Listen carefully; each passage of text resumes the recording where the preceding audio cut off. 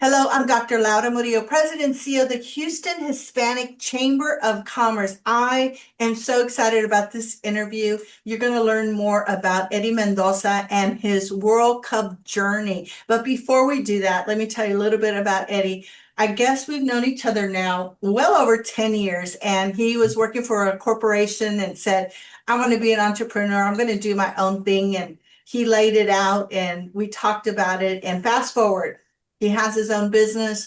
He works in construction and project management, and his company has done work for everything from Starbucks renovations to apartment complexes to emerging leaders, trying to get some demo work done. You name it, he's done it. And I really want us to have the opportunity for him to share a little bit about himself. His two sisters, all three of them have gone through our Emerging Leaders program, and our Business Institute is something that he has gone through. But that's a very long-winded introduction. But all this to say that not only has he done those things, but he's also on the board of our Chamber Foundation and is very involved with us and super involved in the community on top of all of that. And banner year for him. He also recently was married. And so he's got a lot happening. And I thought he would be great to hear from as an entrepreneur, a chamber member, a foundation board member, and a chamber emerging leader. Welcome, Eddie. Oh, thank you very much. I really appreciate it. Thank you for the time, and I'm Yeah. really excited for this interview. Well, listen, so much to talk about, Eddie. You're from Houston. You grew up here. Your parents are from Mexico. Your two sisters, as mentioned, have gone through the program as well. And you've spent a lot and given a lot of your time to the Hispanic Chamber and to our foundation. Why? Yeah, pretty much since 2014, I got the opportunity to be part of the Emerging Leaders, and ever since then, I've really liked being a part of it. There's a lot of great activities and opportunities and events, and I like to give back, open doors, and just like you invested in us, invest in the next generation coming up, and open as many doors as I can. And you have, and you do, and you typically bring other people to the events. And one of the things that I really admire about you, Eddie, is that you go out of your way to make sure that you are bringing people to the events, that you are helping them with introductions and business opportunities. And like me, it's karma. It comes back to you, right? In the sense that you're helping them and taking care of them, and then they return the favor, hopefully. And so thank you for all of that. And now I want to talk about your business. Can you tell me more about your business, please, and what you're doing to make sure that it continues to grow? Talk to us about your business. Yeah, so Remodel HTX, it's been in business since 2015. So we've been in business for over 10 years now. We do residential, Yes. commercial, and multifamily projects. We specialize in facility maintenance. So any work order from day and night for Starbucks, Cane's, Five Guys, Exxon, Shell, Chili's, we take care of them. And we just got a chance to work on the Houston Fan Fest, which we were on site for 90 days since it started on May 1st. So now Yes. this is our last week. So from helping build it to maintaining it to now decommissioning it. We've been a part of it, and it's been amazing, a great community project, and a lot of good leaders like yourself and the rest of the team. Thank you for your leadership. Absolutely, Eddie. And so many people would love to have that list of clientele that you have. One of the things that I say to emerging leaders is take care of the job that you have, and the next one will find you. And so whether it's a renovation of, someone's house or one room, you do that, you do a great job, then other jobs will find you. What was one of your first big breaks in terms of a project for you in your new business? What would you say was like, oh my gosh, I can't believe I got that particular project? What was it? Yeah, so pretty much office renovations. Whenever anybody reaches out to me that they want to renovate the full office, that's something that we're going to be there for 2 to 3 months. So it's going to keep us busy for a good while. So once you Yeah. get into the commercial space, it's going to be bigger projects. So you got to be able to float the money and take care of your guys every week and make sure that you're getting progress payments. So that Yes. it helps you grow. And as long as you get out of your comfort zone little by little, you're going to be able to tackle it down. Yeah. So a lot of people watching us might have a business, Eddie, or might want to start a business. What is something you'd like to share with them? So pretty much whenever they send you a bid, bid requests before you say you can't do it. Just give it a day or two, think about it, and see if you can figure it out. Because there's a lot of times it just takes a little bit of like creativity or see how you could make it happen. Because some people get scared if it's net 30, you got to wait 30 days to get paid, or net 60. But just see if you could probably there's a way to make it happen. Just really before you say no, double check and give it a day to think about it And find ways maybe to negotiate for and sure. all of that. And then let's talk about, you brought up capital, right? And so Mhm. that's something that keeps business owners awake at night, right? Sometimes Yes. you've got more capital than you expected to have, and that's a great month. And other Mhm. times it's like it's a tougher month. So on capital, how important is your relationship with your bank or banks, and what advice again do you have for small business owners? Yeah, I would say have a good relationship with your banker. See if you could get a line of credit or see if there's any way that little by little you could start getting a better relationship, better rates.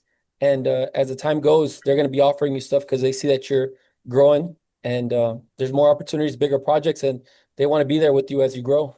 Exactly. So, okay. So on the work front, check those boxes. You're getting your contracts, you're paying your employees, et cetera, your contractors. I know big picture for you was, hey, I'm also going to have fun during all of this. And your big bucket list came true in a marvelous way. And that was the 2026 World Cup that was hosted in Houston, Texas. And I want people to understand just, how much soccer means to you and what this year has meant to you. Oh yeah, it's been amazing. Soccer's my passion. I go to the World Cup every 4 years, and this was the best one because I got to take my family, friends. We got to go to a game together, Brazil versus Japan. So I got to go share these special moments with good friends and community leaders like yourself, and just have a good time. That the World Cup came, it had a great economic impact for the city. Everybody loved it. If they didn't get a chance to go to the game in NRG, they got a chance to check out the Fan Fest. It was just a great time for 39 days, and I'm glad It Houston got to experience absolutely, it. and so many highlights, right? I mean, with Houston seeing so many goals, right? Mhm. Number one, the logistics. I think a lot of people were worried about whether Houston could accommodate all of these people at the airports and getting them back and forth. And I'm going to say that I go to a lot of events at NRG, and Mhm. it was relatively seamless. I think people like you and I mean, we were at the stadium by 9:30 in the Yeah. morning, right? And the matches didn't begin until noon. But then you went to the final in New York. How was that? Yeah, the final was amazing. And same, we went there 3 hours before. This time they actually opened 4 hours before because they knew it was going to be the biggest thing of the year. It was amazing. We had a great time. And like you said, the logistics was really well. So hats off to all the community leaders and everybody in the stadium. They did a great job. And overall, I think Houston and everybody in the US did great. And what a great load of happiness and joy. Even especially, I want to say, and I want to give a big thanks to the volunteers. They were standing out there for hours in 100+ weather, and some of them wore all their gear, right? They had the hats, they had the jackets and the pants, everything. And they were just smiling and directing people and all of that. Fan Fest. Let's talk about Fan Fest. Over 500,000 people came in and out of there. And I was so happy when I walked in pre it opening with some of the board members from the Sports Authority. I saw a couple of your contractors that I just happened to know. And I was like, where's Eddie? They said he just left. He went to get material. But what a shot in the arm for business, for entrepreneurs like yourself. And I mean, what a dream come true for you, right? Like, not only were you able to go to all of these events and the fan fest, but you helped bring it together and build it. And like you said, break it down too. Yeah, no, it was a great opportunity, and thank you to the Hispanic Chamber of Commerce. There was a lot of people, a lot of information that y'all were given at the luncheon and expo about the World Cup coming, how to get some bid opportunities, and y'all just really kept us informed. It was just up to us to pretty much do the next steps, get the insurance requirements, and just bid on the opportunities. I bid on 9 opportunities, and I got 3 out of those 9. So it really took some time, but it you could bid on it, and it could happen. Well, Eddie, I think that's the other lesson learned here from our conversation is that Some people would just say, I'm not going to get it. I Mhm. don't have the bond money that I need. I don't have the insurance. Where am I going to find the workers? I mean, there's 100 reasons that somebody could give for not doing it. And then there's the, okay. I mean, I know personally because you and I have talked about it. You know, you even went to emerging leaders that had insurance companies that say, hey, Mhm. how do we make this work? And I think that's the difference between people who work hard versus people who just try a little bit or don't try at all.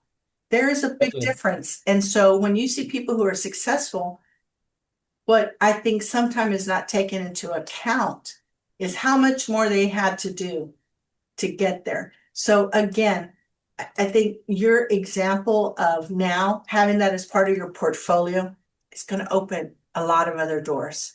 So anything else that you want to share about the World Cup, about working, as part of the team that helped build FanFest? Anything else that was memorable for you during this World Cup time? I think it was just an amazing experience working on the Fan Fest. I got a chance to meet a lot of the other vendors. We got to Yes. work together, so we were on site every day. So if any Yeah. other vendor needed something, we were there to support as well. And yeah, it opened a lot of doors, like you said, and we're just excited to see what next projects come about. Bidding on some Yes. more work with Harris County, the city of Houston. We currently work with the Houston Land Bank, and just looking at some other opportunities that are coming down the road. Yes. And again, I just want to remind everyone, none of this is easy. If it were, everyone would do it. And Houston's a large city, and there's a lot of people who do the work that Eddie does with his firm, and it's HTX, right? Houston, Mhm. Texas. Remodel HTX. HTX, yes. Remodel HTX. Remodel HTX. And so, having said that, it's not easy. There's a lot of expectations. I mean, I know because again, I saw you and you're like, I got to run and get more this, or oh, they just gave us another opportunity to do something that wasn't even in your contract, but you said, we can do it, we'll figure it Yes. out. And that's what it's about, Houstonians, is stepping up to the plate. And like I say, in the emerging leaders, be ready, stay ready, right? You never Definitely. know. And I think Eddie has used so many different skills that he has, but especially and most especially relationships. He's really good at building relationships. And I think the chamber's been a great hub and has been mutually beneficial because he's brought people to us. We've introduced him to people, and you've set a really great pace for the rest of the emerging leaders and other people who are entrepreneurs, Eddie. So thank you. I think one of my favorite matches is the one where I went with you and to see Japan and their fans. Just, I mean, I don't think I'd seen that aspect of it. And they were just like so in sync with their, cheering and exuberance. What a great experience. And I'm just so proud of you on a personal note. I've seen how far you've come, and I only imagine what else is next for you. And that the Hispanic Chamber of Commerce and our foundation is here to support you, to cheer you on, and again, to use you as a great example of someone who's hardworking and has done just great things. So thanks a lot for joining us. And we'll see you at the Infrastructure Summit. Everyone that's watching, many opportunities, the Leadership Conference, the Data Summit, everything's on our website. Please join us. And again, please make sure that you're doing business with our entrepreneurs such as Eddie Mendoza. Eddie, anything to add before we close? We really appreciate you. Thank you to the Hispanic Chamber of Commerce, Dr. Murillo, and the whole team. It's always a great time to see you, and thank you for everything you do for the community.